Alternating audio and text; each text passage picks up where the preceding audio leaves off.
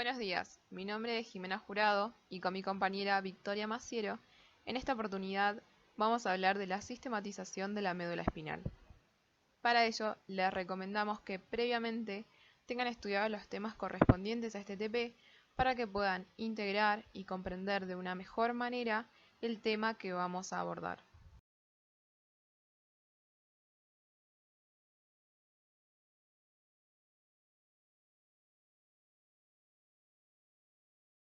Los objetivos para esta clase van a ser, en primer lugar, repasar conceptos básicos de la médula espinal. Posteriormente vamos a comprender la organización de la sustancia blanca y de la sustancia gris medular.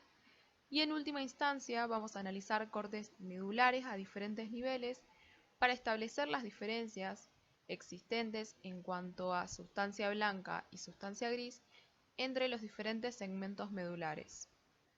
La médula espinal, como ya habrán visto, es parte del sistema nervioso central y se va a encontrar contenida y protegida en el conducto vertebral. A pesar de su pequeño diámetro, la médula espinal es la estructura que nos permite la comunicación entre el mundo externo y el propio cuerpo por un lado y por el otro con los niveles superiores del encéfalo, es decir, aquellos órganos del sistema nervioso central que se encuentran contenidos en la cavidad craneal. La médula espinal va a participar en 4 funciones esenciales. Por un lado, va a recibir la información sensitiva de la piel, de los músculos esqueléticos, tendones y vísceras. Además, va a contener neuronas motoras, llamadas motoneuronas, que van a inervar músculo esquelético y visceral. Otra de sus funciones es que constituye los llamados reflejos espinales, que son esenciales para una función normal.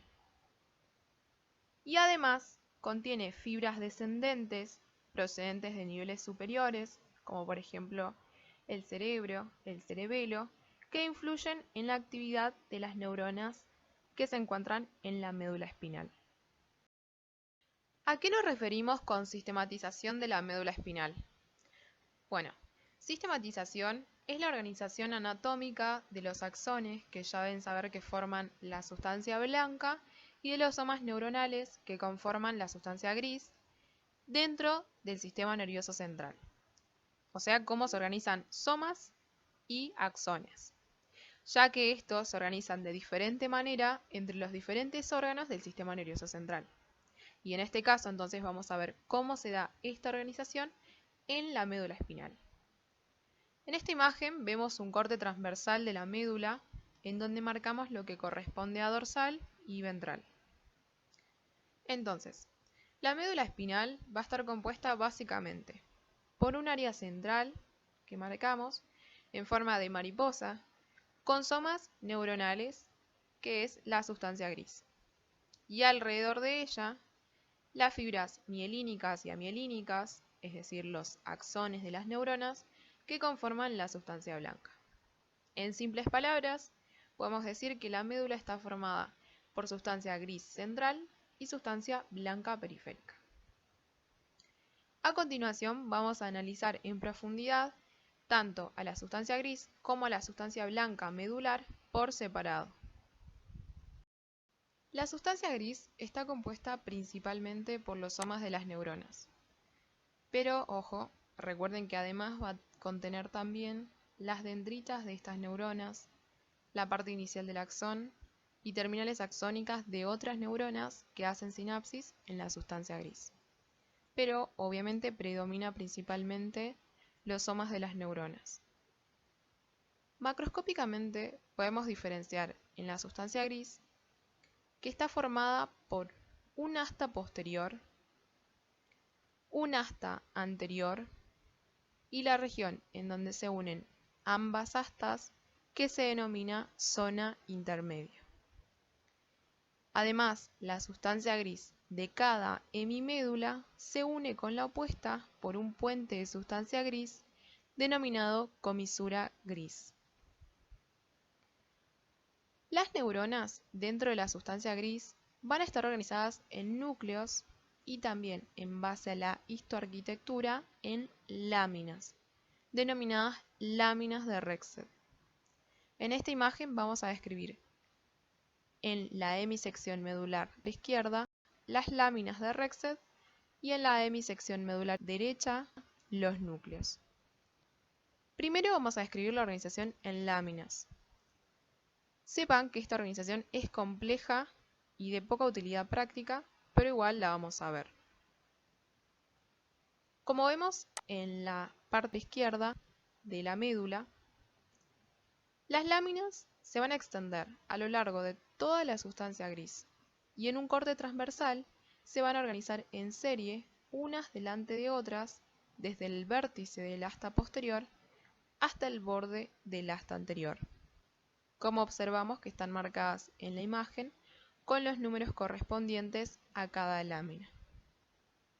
Entonces, las láminas 1 a 6 las vamos a encontrar en el asta posterior. En la zona intermedia se ubica la lámina 7 y en el asta anterior las láminas 8 y 9. La lámina 8 está en la parte medial del asta y la 9 se encuentra disgregada, como podemos observar en la imagen. Por último, la lámina 10 está en la comisura gris a los lados del conducto del epéndimo. Ahora sí pasamos a la organización en núcleos. Este tipo de organización es de gran utilidad. Como dijimos, los vamos a marcar en la hemisección de médula derecha. Recuerden que los núcleos son conjuntos de neuronas en el sistema nervioso central con características citológicas similares. Estos núcleos son muy relevantes, y en especial los últimos 3 núcleos que vamos a nombrar. Entonces, los núcleos que encontramos en la sustancia gris van a ser el núcleo marginal, que participa en la vía del dolor, que será vista posteriormente en otros TPs, la sustancia gelatinosa de Rolando, compuesta por interneuronas que tienen efectos moduladores, especialmente del dolor, el núcleo propio, que contiene neuronas receptoras e interneuronas que reciben información de diferentes estructuras, y los 3 núcleos más destacados, que van a ser la columna celular intermedio lateral.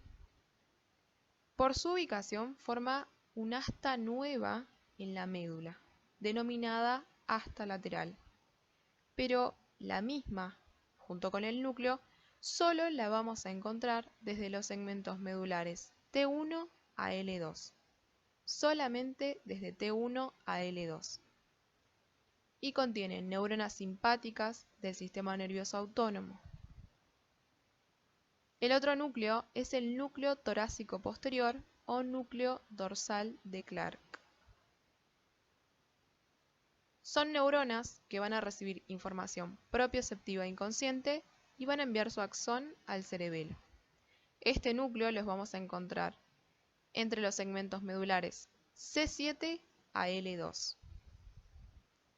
Y el último núcleo, que no es posible marcarlo en este corte de médula, ya que se extiende solo en los segmentos medulares sacros S2 a S4 y se denomina núcleo visceromotor sacro. Solamente lo vamos a encontrar en los segmentos medulares S2 a S4 y contiene neuronas parasimpáticas del sistema nervioso autónomo, que marcaremos más adelante. Bien, vamos a empezar con la sistematización de la sustancia blanca. Acá tenemos un corte de médula, esto va a ser dorsal y esto va a ser ventral. Esto va a ser derecho y esto va a ser izquierdo. Central podemos observar la sustancia gris con su característica forma de mariposa o de H, como quieran verla, y a la periferia la sustancia blanca. Ya saben que esta sustancia blanca va a estar formada principalmente por fibras, y que estas fibras son axones. Todas las fibras que vamos a nombrar, o sea, todos estos axones que vamos a nombrar, van a pertenecer a diferentes vías y que van a conectar diferentes zonas del cuerpo con el sistema nervioso central y viceversa. Bien, entonces, una vez dicho eso, empecemos. La sustancia blanca medular la vamos a poder dividir en 3 grandes cordones. Cada uno va a estar compuesto por tractos o fascículos individuales que van a ser parte de diferentes vías y de diferentes sistemas. El primero de estos cordones va a ser el cordón posterior, que se encuentra entre el surco medio posterior y el borde medial del asta posterior y medial a las fibras de las raíces posteriores. Un cordón anterior, situado entre la fisura media anterior y las raíces anteriores. Y por último, un cordón lateral que se va a encontrar lateral a la sustancia gris entre lo que son las fibras radiculares anteriores y posteriores. Una última cosa que decir sobre estos dos es que los límites entre el cordón anterior y el cordón lateral no están bien definidos y es por eso que generalmente se los denomina cordón anterolateral. En esta otra imagen podemos ver lo mismo, esto va a ser ventral y esto es dorsal, o sea, estamos invertidos a lo que era la imagen anterior y podemos ver mejor lo que son los cordones. Tenemos en rojo el cordón posterior, ven cómo se encuentra entre lo que es el surco medio posterior y medial al asta dorsal de la médula espinal y a las raíces dorsales. Después tenemos en azul el cordón anterior, medial al asta ventral y a las raíces anteriores o ventrales, y lateral a la fisura medio anterior. Y después lateral a la sustancia gris tenemos al cordón lateral, entre las raíces anteriores y las raíces posteriores. Estos cordones, a su vez, van a estar formados por 3 clases de fibras distintas: las fibras ascendentes, las fibras descendentes y las fibras propias. Las fibras ascendentes van a ser las fibras que se las llama ascendentes porque van a estar ascendiendo desde lo que es el cuerpo o desde niveles jerárquicos del sistema nervioso central inferiores como la médula hasta diferentes regiones del encéfalo, o sea, desde niveles jerárquicos inferiores a niveles jerárquicos superiores. El sentido de esta información es de forma centrípeta. Esto quiere decir que va desde la periferia hasta el centro, o sea, desde el cuerpo hasta el sistema nervioso central. Después tenemos fibras descendentes que se originan desde niveles jerárquicos superiores, como por ejemplo la corteza cerebral, y se van a dirigir para ir a terminar a niveles jerárquicos inferiores del propio sistema nervioso central o a sus órganos efectores. La información va a estar llevada en sentido centrífugo. Esto quiere decir que va a ir desde el centro hacia la periferia, desde el sistema nervioso central hacia el cuerpo. Y por último, las fibras propias, o también denominadas fibras propioespinales, van a ser fibras que se proyectan de un segmento espinal a otro, y en realidad van a ser la base de los reflejos interespinales. Los nombres de las fibras ya nos van a indicar varias cosas sobre las mismas. Por ejemplo, nos van a indicar el origen de esta fibra y su terminación, y si se va a tratar de fibras ascendentes o fibras descendentes. Por ejemplo, ahora las vamos a ver mejor, pero por ejemplo las fibras corticoespinales se van a originar, como su nombre lo indica, en la corteza, por eso córtico, y van a terminar en la médula espinal, por eso espinal, córtico-espinales. Se trata de fibras descendentes, porque se originan en la corteza y terminan en la médula espinal. Por el contrario, después tenemos a las fibras espinotalámicas, que son fibras ascendentes, se originan en la médula espinal y van a terminar en el tálamo. Es muy importante saber dónde está cada una de estas fibras o en qué cordón se encuentran por las lesiones medulares. No es lo mismo una lesión en el cordón anterior, por ejemplo, que una lesión en el cordón posterior. Los síntomas en el paciente van a ser distintos. El cordón posterior va a estar formado por 2 fascículos, uno medial y otro lateral. El fascículo más medial se denomina fascículo grácil o delgado y el fascículo lateral se denomina fascículo cuneiforme. Juntos se los denomina columnas posteriores. Van a estar formados por las prolongaciones centrales de las fibras sensitivas primarias que pertenecen al sistema dorsal lemnisco-medial. Este sistema es un sistema que vamos a ver mejor cuando lleguemos al TP de vías. Pero básicamente la información que van a estar transportando es de tipo propioceptivo, de tacto fino o discriminativo, o también llamado epicrítico, e información vibratoria. Entonces, estos fascículos están formados por las prolongaciones centrales de las neuronas que se van a encontrar en el ganglio nexo de la raíz dorsal, que forman parte del sistema dorsal lemnisco-medial y que van a estar transportando la información propioceptiva de tacto fino o discriminativo y vibratoria de la mitad ipsilateral del cuerpo. El fascículo grácil se va a originar a partir de los segmentos sacros, lumbares y torácicos más bajos. Lo vamos a encontrar caudal a T6. Mientras que el fascículo cuneiforme se va a originar a partir de los segmentos torácicos y cervicales, rostrales a T6. ¿Qué quiere decir esto? Quiere decir que si yo, por ejemplo, hago un corte medular a la altura de T8, solamente voy a encontrar formado al fascículo grácil, porque este fascículo se va a formar caudal a T6. En cambio, si yo hago un corte a nivel de C2, voy a encontrar el fascículo grácil y también voy a encontrar el fascículo cuneiforme, porque ya estoy superior, o sea, voy a estar rostral a T6 y el fascículo cuneiforme ya se habrá formado para entonces. Recuerden que esencialmente el fascículo grácil, recuerden el músculo, va a estar recibiendo toda la información, principalmente de los miembros inferiores y parte del tronco, pero inferior a T6. En cambio, el fascículo cuneiforme esencialmente va a estar recibiendo información de lo que son los miembros superiores y parte del tronco superior a T6. En el cordón lateral vamos a encontrar al tracto espinocerebeloso posterior y el tracto espinocerebeloso anterior. Son el estrato más superficial del cordón lateral y lo voy a encontrar cercano a lo que es la pía madre medular, o sea, son los que más lateral van a estar. Como su nombre lo indica, se van a originar de la médula espinal y van a terminar en el cerebelo. El tracto espinocerebeloso posterior se va a originar del núcleo torácico posterior, o también núcleo de Clark, que se va a encontrar en los segmentos torácicos entre T1 y L2. Y el tracto espinocerebeloso anterior va a proceder del asta ventral de los segmentos lumbosacros. Son fibras sensitivas que van a transmitir información propioceptiva y determinar señales cutáneas desde la piel hasta el cerebelo. Van a transmitir información sobre la posición de las extremidades, los ángulos de las articulaciones, la tensión y la longitud muscular. Toda esta información va a ser inconsciente, ya que se está dirigiendo al cerebelo. Para que la información sea consciente, tiene que llegar a la corteza cerebral. Y va a desempeñar un papel integral en el que el cerebelo va a influir en el tono muscular y el movimiento y la postura del cuerpo. Quédense con que estos tractos ayudan a la coordinación y a la mayor eficacia de los movimientos. Otras fibras de gran importancia son las pertenecientes al sistema anterolateral. Clásicamente, el sistema anterolateral se dividía en el tracto espinotalámico anterior y el espinotalámico lateral. También lo pueden encontrar así en algunas bibliografías. El sistema anterolateral, o SAL, va a contener fibras espinotalámicas, que van a ir desde la médula espinal hasta el tálamo, fibras espinomesencefálicas, fibras espinohipotalámicas y fibras espinoreticulares. Las espinomesencefálicas se originan en la médula espinal y terminan en el mesencéfalo. Las espinohipotalámicas se originan de la médula y van hasta el hipotálamo, y las fibras espinoreticulares se dirigen a la formación reticular. La información que va a transportar el sistema anterolateral es información dolorosa, va a ser información nociceptiva, térmica no dolorosa e información táctil mal localizada o grosera, también llamada tacto no discriminativo o tacto protopático. Ya hemos terminado con las fibras ascendentes. Tengan en cuenta que hay más fibras de las que acabo de nombrar, algunas no tan ordenadas como las anteriores, sino que son más difusas, como las espinolivares, las espinovestibulares, pero las que nombramos en este teórico son las que sí o sí tienen que saber y no pueden dejar de mencionar en un examen. A modo de repaso, entonces, tenemos esta imagen. Recuerden, el cordón posterior va a estar formado por hacia medial el fascículo grácil y hacia lateral por el fascículo cuneiforme.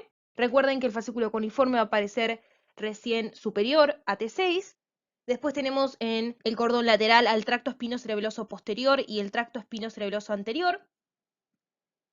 Y por último, en el cordón lateral o incluso en el cordón anterolateral tenemos a lo que es el sistema anterolateral, formado por las fibras espinotalámicas, espinomesencefálicas, espinoreticulares y espinohipotalámicas.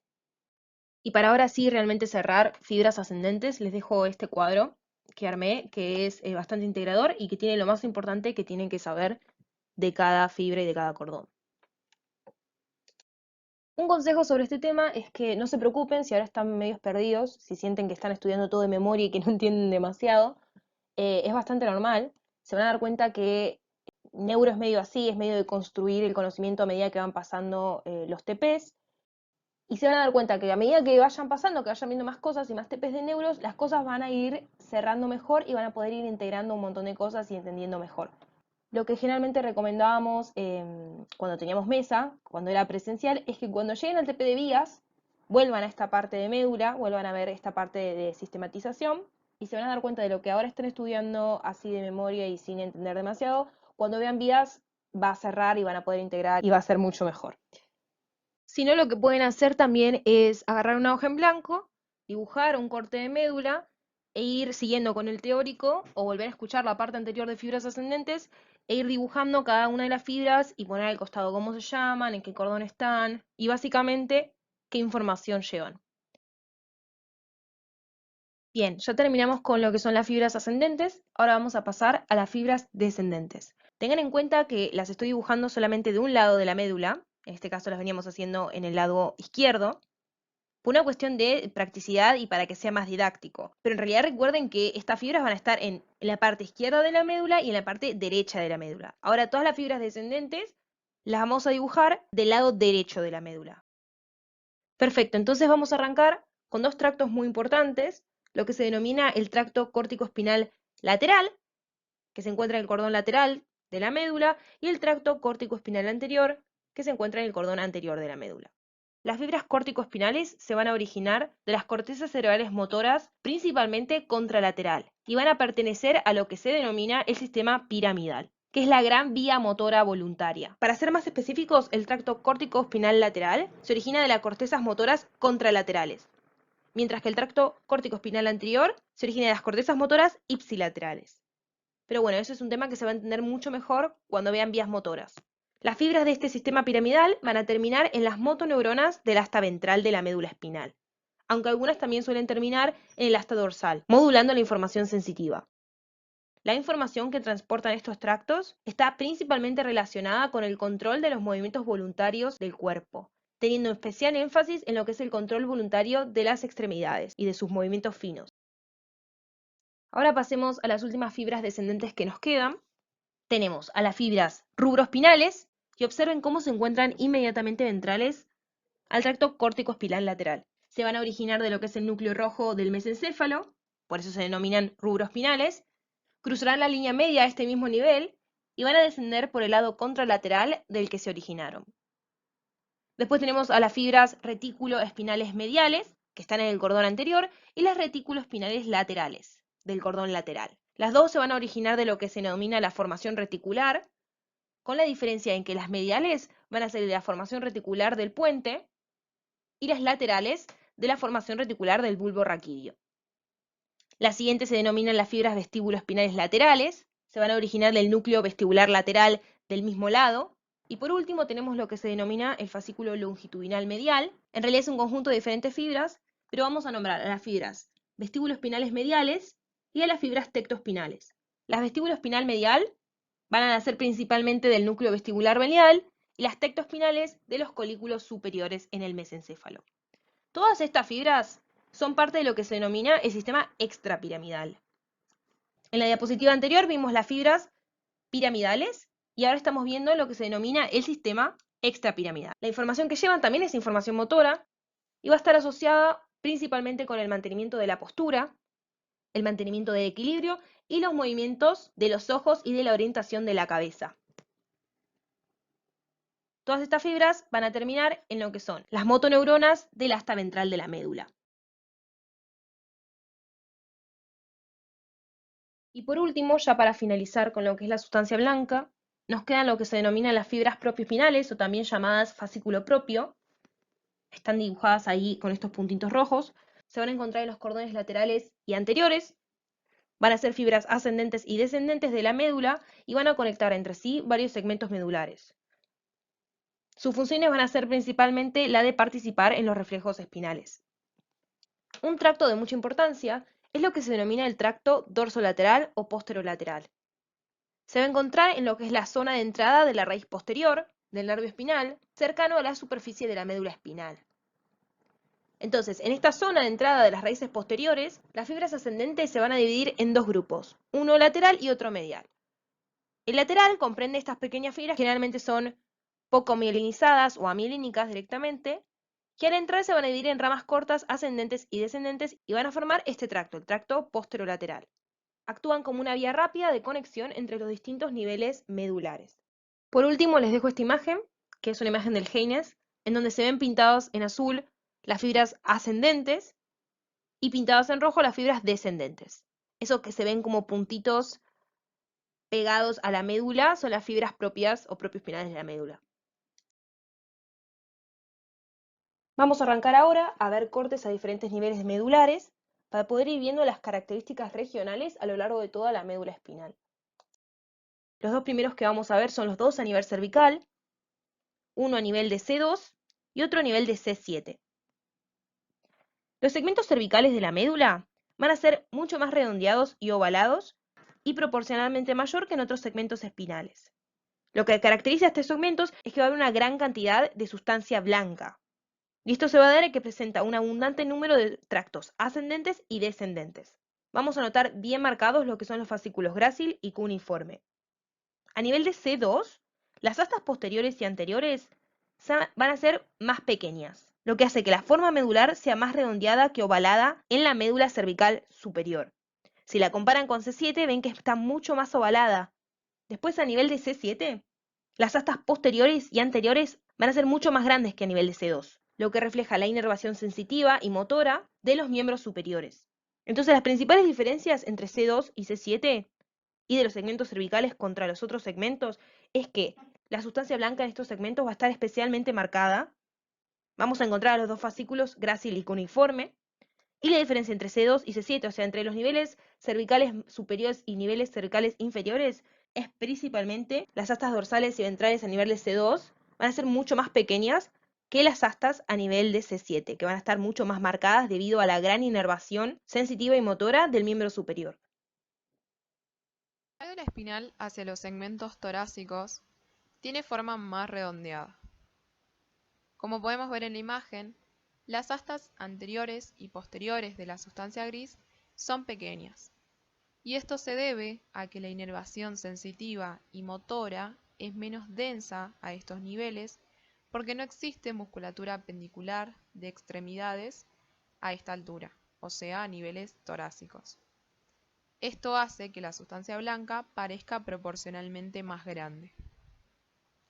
En cuanto a la sustancia blanca, una diferencia fundamental es que en el cordón posterior, que se encuentra en los fascículos grácil y cuneiforme, encontramos a ambos juntos solo hasta T6, hasta el segmento medular T6, ya que por debajo de T6 solo permanece el fascículo grácil. ¿Por qué no encontramos al fascículo cuneiforme debajo de T6? Esto es porque estos axones provienen de los miembros superiores e ingresan a la médula a la altura aproximadamente de T6. Y en cuanto a la sustancia gris, es evidente en estos segmentos el asta lateral, con la columna celular intermedio lateral ya mencionada, que como dijimos son neuronas simpáticas del sistema nervioso autónomo. Y también encontramos al núcleo torácico posterior o núcleo dorsal de Clerc. En los segmentos lumbares, la médula espinal también es redondeada. Las astas anteriores y posteriores de la sustancia gris son prominentes como podemos observar en la imagen. Son proporcionalmente más grandes. Y esto es, piensen, porque a este nivel tenemos al miembro inferior, que necesita de gran inervación motora y sensitiva, y por ende necesita mayor población neuronal. Y hay considerablemente menos sustancia blanca. En cuanto a la sustancia blanca, recuerden que en el cordón posterior, a esta altura solo encontramos al fascículo grácil.